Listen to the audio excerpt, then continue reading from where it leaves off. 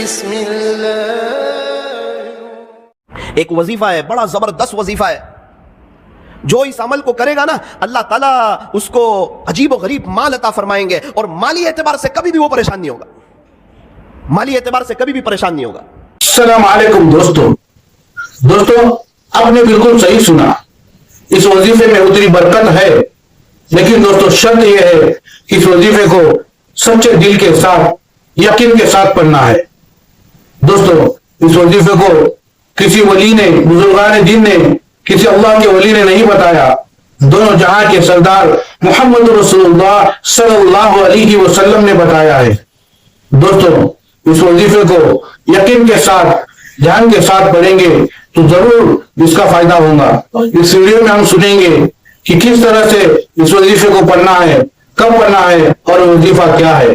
آئیے ہم اس ویڈیو کو دیکھتے ہیں۔ ایک وظیفہ ہے، بڑا زبردست وظیفہ ہے، جو اس عمل کو کرے گا نا اللہ تعالیٰ اس کو عجیب و غریب مال عطا فرمائیں گے، اور مالی اعتبار سے کبھی بھی وہ پریشان نہیں ہوگا، مالی اعتبار سے کبھی بھی پریشان نہیں ہوگا۔ ایک بزرگ کے پاس میں بیٹھا ہوا تھا، وہ یوں کہہ رہے تھے کہ بیٹا میں نے 35 ملکوں کا سفر کیا، نہ میں نے 1 روپیہ خرچ کیا، نہ 1 روپیے کا کسی سے سوال کیا۔ میں نے کہا حضرت کیا کرتے ہو؟ بولے یہ وظیفہ کرتا ہوں۔ میں نے کہا اچھا۔ میری مدینہ منورہ میں پڑھائی چل رہی تھی، میرے شیخ نے جب میری پڑھائی ختم ہوئی تو ایک ڈائری لے کر آئے، قلم لے کر آئے، مجھے کہا بیٹا لکھ یہ وظیفہ۔ میں نے لکھ لیا، اور طے کر اس کو کبھی ناغہ نہیں کرے گا، اللہ مالی اعتبار سے کبھی بھی تجھے کسی کا محتاج نہیں کرے۔ دوستو ویڈیو کو سکرپ مت کرنا، پورا ویڈیو دیکھنا، تب سمجھ میں آئے گا۔ کہی تھی کہ بیٹا یہ وظیفہ بڑا زبردست ہے، لیکن بے طلبوں کو مت بتانا، جس کے اندر طلب ہو اور جو اس کی قدردانی کرتے ہو اسی کو بتانا۔ پھر میں جب ہمارے یہاں آیا، کچھ لوگ میرے پاس آتے، مولانا ہم بڑے پریشان ہیں مالی اعتبار سے، حالات میں کوئی وظیفہ، تو الحمدللہ میں یہ وظیفہ بتا دیتا، اللہ تعالیٰ ان کو بہت نواز دیتے، عجیب و غریب نواز دیتے، اور عجیب و غریب اس پر تجربہ ہے، اور کئی اللہ والوں کو میں نے دیکھا وہ یہی وظیفہ پڑھتے ہیں۔ پھر ایک بار تو میں بڑا تعجب میں رہ گیا کہ یہ وظیفہ کسی اللہ والے کا، کسی شیخ کا بتایا ہوا نہیں ہے۔ ایک صحابی نے ہمارے نبی سے کہا تھا کہ پیارے نبی جی دنیا نے مجھے چھوڑ دیا ہے، یعنی میرے پاس کچھ ہے نہیں۔ اس وقت ہمارے نبی نے یہ وظیفہ دیا تھا، اور یوں کہا تھا کہ آپ فرشتوں والی تسبیح کیوں نہیں پڑھتے، اور یہ بتایا تھا تسبیح سبحان اللہ وبحمدہ سبحان اللہ العظیم وبحمدہ استغفر اللہ، اللہ اکبر کبیرہ، سبحان اللہ وبحمدہ سبحان اللہ العظیم وبحمدہ استغفر اللہ۔ پیارے نبی سے وظیفہ سنا، راوی فرماتے ہیں کہ پھر ایک مدت تک وہ نظر نہ آئے، جب دوبارہ نظر آئے تو انہوں نے بتایا، جس کا خلاصہ یہ ہے اللہ نے مجھے اتنا نواز دیا ہے کہ میں بتا نہیں سکتا۔ یہ عجیب و غریب وظیفہ ہے۔ ایک شخص مجھے کچھ وقت پہلے نوساری میں ایک جگہ ملے، سید تھے، مجھے کہنے لگے مولانا کچھ وقت پہلے آپ ہمارے گھر آئے تھے، آپ نے ایک وظیفہ بتایا تھا، میں نے آپ کو اپنی پریشانی بتائی تھی، آپ نے ایک وظیفہ بتایا تھا، الحمدللہ 2 دن سے میں نے شروع کر دیا ہے۔ میں نے کہا یار میں نے بتایا تھا 3-4 مہینے ہو گئے، آپ نے 2 دن سے شروع کیا۔ مولانا آپ کو نہیں معلوم، آپ بتا رہے تھے پردے کے پیچھے سے میری بیوی یہ وظیفہ سن رہی تھی، اللہ کی شان اس نے پابندی سے کیا، ابھی اس کے 36 لاکھ روپے آ رہے ہیں، تو میں نے بھی شروع کر دیا۔ میں نے کہا یار آپ عجیب آدمی ہو۔ میں نے کہا 36 لاکھ روپے کہاں سے آ رہے ہیں؟ کہا وہ وارثے کے آ رہے ہیں۔ تو میں نے کہا ابا کو مارنے کی نیت سے تو نہیں پڑھا تھا یہ وظیفہ؟ بولے نہیں، ان کے ابو کا تو بہت پہلے یہ انتقال ہو گیا تھا، لیکن مولانا زمین کا اتنا خطرناک مسئلہ تھا کہ یہ کبھی بھی حل ہونے کا نام لیتا نہیں تھا، اور ہم لوگ بھی نا امید ہو چکے تھے کہ اب یہ مسئلہ جو ہے یہ کبھی بھی حل ہو سکتا نہیں ہے، لیکن میری بیوی نے یقین سے پڑھنا شروع کیا، اللہ کی شان مسئلہ حل ہوا، اس کے 36 لاکھ روپے آ رہے ہیں، اور اللہ کا شکر ہے 2 دن سے میں نے بھی شروع کر دیا ہے۔ ہمارے نوساری میں ایک بڑے مالدار شخص، ان کے پاس میں بیٹھا ہوا تھا، تو شیخ سے وہ بھی محبت کرتے تھے، مدینہ منورہ کے شیخ سے، تو میں نے ان کو یہ وظیفہ بتا دیا۔ کہنے لگے نا وہ بڑے آدمی ہیں اور ان کا بتایا ہوا وظیفہ کرنا ہی چاہیے۔ میں نے کہا ان کا بتایا ہوا نہیں، پیارے نبی کا بتایا ہوا ہے، یہ کوئی اللہ والے کا بتایا ہوا نہیں ہے، یہ کوئی تجربہ کرنے کا وظیفہ نہیں ہے، یہ تو عمل کرنے کا وظیفہ ہے۔ اچھا کیا بتایا؟ تو میں نے ان کو بتا دیا۔ 2 دن کے بعد مجھے ملے، کہا بیٹا یہ وظیفہ کبھی چھوڑنے جیسا نہیں ہے۔ میں نے کہا کیوں؟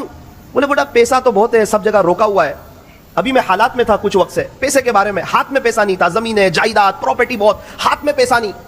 تو میرا بڑا بیٹا میرے پاس آیا اور یوں کہنے لگا ابا بہت پہلے آپ کے 70,000 روپے میرے پاس تھے، وہ ابھی آپ لے لو 70,000۔ بولے میں نے بولا پھر؟ بولے اب کبھی یہ وظیفہ نہیں چھوڑوں گا۔ اللہ اکبر کبیرہ۔ اور شیخ خود فرماتے تھے میں نے جس کو بھی بتایا, جس نے بھی یقین سے پڑھا بیٹا آج سب کروڑپتی ہے, اور جس نے بغیر یقین کے پڑھا وہ جہاں تھے آج وہاں کے وہیں ہیں. تو میرے عزیزو ایک بات یاد رکھو, یہ وظیفہ جو ہے یہ بڑا زبردست ہے. میں نے ایک سوال پوچھا شیخ سے جس پر وہ مجھ سے بڑے ناراض ہوئے, بہت زیادہ ناراض ہوئے, اور مجھے کہا بیٹا تیرے سے مجھے یہ امید کبھی نہیں تھی کہ تو مجھے یہ سوال پوچھے گا. میں نے کہا شیخ یہ جو وظیفہ پڑھیں گے 100 مرتبہ تو صرف رزق میں برکت ہی ہوگی یا ثواب بھی ملے گا؟ تو بہت ناراض ہو گئے. ایک مثال سے سمجھایا مجھے کہ 400 روپے کلو کی چائے ہو اور اس پر 50 روپے کی ڈول کی آفر ہو تو تجھے صرف ڈول ملے گی یا چائے بھی ملے گی؟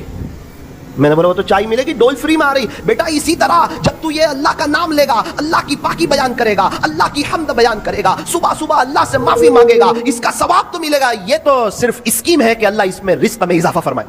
اللہ اکبر کبیر. تو آپ کو بھی یہ وظیفہ یہ حدیث بتاتا ہے, طے کرو انشاءاللہ, پابندی سے پڑھیں گے انشاءاللہ, بہت فائدہ ہوگا انشاءاللہ. رزق میں صرف پیسہ نہیں آتا, رزق میں بیوی بھی شامل ہے, بچے بھی شامل ہے, رزق میں بہت سی چیزیں شامل ہے. اللہ تعالی ہمارے رزق میں برکتیں عطا فرمائیں گے. سبحان اللہ و بحمدہ سبحان اللہ العظیم و بحمدہ استغفر اللہ. پھر شیخ نے کہا بیٹا لیکن اس کا ایک وقت ہے, اسی وقت پڑھ سکتے ہیں, آپ اس کے علاوہ پڑھو گے تو وہ اثر نہیں کرے گا, وہ بات نہیں بنے گی. میں نے بولا اچھا اس کا وقت کون سا ہے؟ مجھے کہنے لگے بیٹا فجر کی سنت اور فرض نماز کے درمیان اس کو 100 مرتبہ پڑھنا ہے. فجر کی سنت اور فرض نماز کے درمیان اس کو 100 مرتبہ پڑھنا ہے. میں نے کہا حضرت اگر اس وقت کوئی نہ پڑھ سکے تو مجھے تعجب سے دیکھنے لگے کہ اس کا اپنا ہی مسئلہ لگ رہا ہے.